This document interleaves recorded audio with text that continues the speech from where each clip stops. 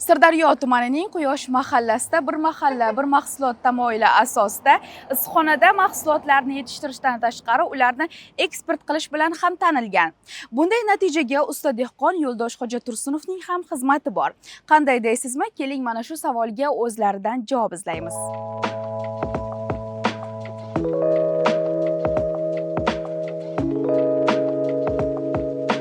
Faoliyatingiz haqida qisqacha gapirib o'tsangiz. Biz 2000-yildan beri shu Tiflisda sohasidamiz. Mana 26 yil bo'ldi Tiflisda ko'chatxona qilayotganimizga. Davlatimiz tomonidan olgan subsidiyamizga kotyol qozonxona qo'ydik, ko'mirda yonadigan. Ertaroq ekdik, kapelni sistemalar qildik. Shu kotyollarni, qozonxonalarni o'rnatganimizdan keyin, issiq nima bo'lgandan keyin ertaroq ko'chat chiqarib, kam ta'minlangan oilalarga ko'chat yetkazib berdik.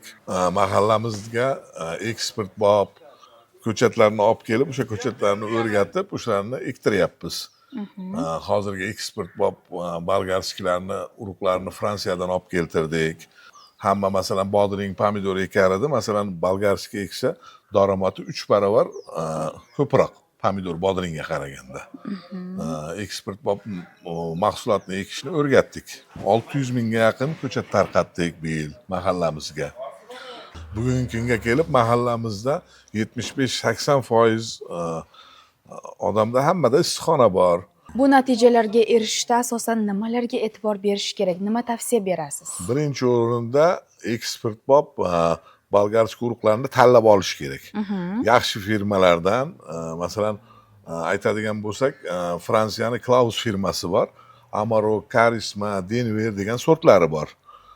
O'sha sortlarini butun dunyo bo'yicha eksporti birinchi o'rinda turadi. Masalan, Eron, Xitoy ekadigan bo'lsa, Xitoy bilan Eronniki Moskvaga boradigan bo'lsa yuki, biz O'zbekistondan borgan yuk birinchi o'rinda sotiladi. Endi dehqonlarga maslahatimiz o'sha eksportbop narsalarni ekishsa, masalan bir dehqon bir oiladagi nima bir 2 sotik teplitsa quradigan bo'lsa, bir 10 million xarajat ketadi. 10 million xarajatga 2 sotik teplitsa qursa, o'shanga 1300 ta bolgar qalampiri eksa bo'ladi. 1300 dona. O'pish xarajatini hisoblaydigan bo'lsak, ko'chat, dorisi, ipi, agrotexnikasi hammasi yerda bir 15 millionga boradigan bo'lsa, u yerdan sof u qilgan rasxodidan tashqari bir 20-30 million daromad ko'rsa bo'ladi. 2 barobar. 2 barobar daromad ko'rsa bo'ladi. Endi unda oddiy aytganimizda nuqul pomidor bodring ekavergan bilan bodring ham narxi tushib ketadi-ku mahalla.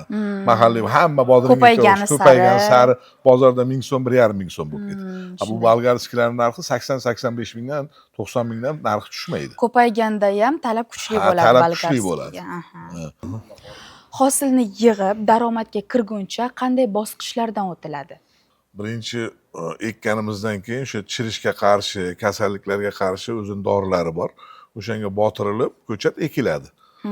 Keyin bir 3-4 ta oziqalari bor. Magniy nitrat beriladi. Mana salqin kun, yerimiz zaq, u tomirlatishni, ko'chatni yaxshi rivojlanishini qiladi. Keyin bizning Sirdaryo hududimiz sho'r hudud hisoblanadi. Kalsiy nitrat bermasak, ko'chatlarimiz hosilga kirgan payti hosillarimizda nima deyiladi, dog' bo'lib yara paydo bo'ladi. Hosillarimiz eksportbop bo'lmay qoladi. Shuning uchun kalsiy nitratni 2-3 marta beramiz. Keyin NPK oziqalari bor, to'plami 13-40-13, 20-20 degan. O'sha 4 ta oziqalarni beramiz. Bo'ldi. Undan keyin o'sha hasharotlarga qarshi o'zini dorilari bor. Bir oyda 1-2 marta sepiladi, bo'ldi. 26 yillik mana dehqonchilik qilayotgan bo'lsam, hamma dehqonlarimizga tavsiyam, mehnat qilsa, hammasi yaxshi daromad oladi. Buni tagida bari mehnat qilish kerak. Shu mehnat qilib uy-joy qildik, to'ylar qildik, mashinalar mindik. Shu hammasi mehnatning orqasidan. Mahalladoshlarga ekin-tikindan to hosilni yig'ib olishgacha ko'maklashayotgan usta dehqon mahsulotlarni sotishga ham o'zi bosh-qosh bo'lmoqda. Quyoshliliklar xorij bozorlarini bulg'or qalampiri bilan ta'minlash bilan bir qatorda Yo'ldosh Xo'ja aka tashabbusi bilan Korzinka Food City kabi savdo nuqtalari bilan shartnoma tuzib, mahalliy talabgorlarga ham yetkazib berishmoqda.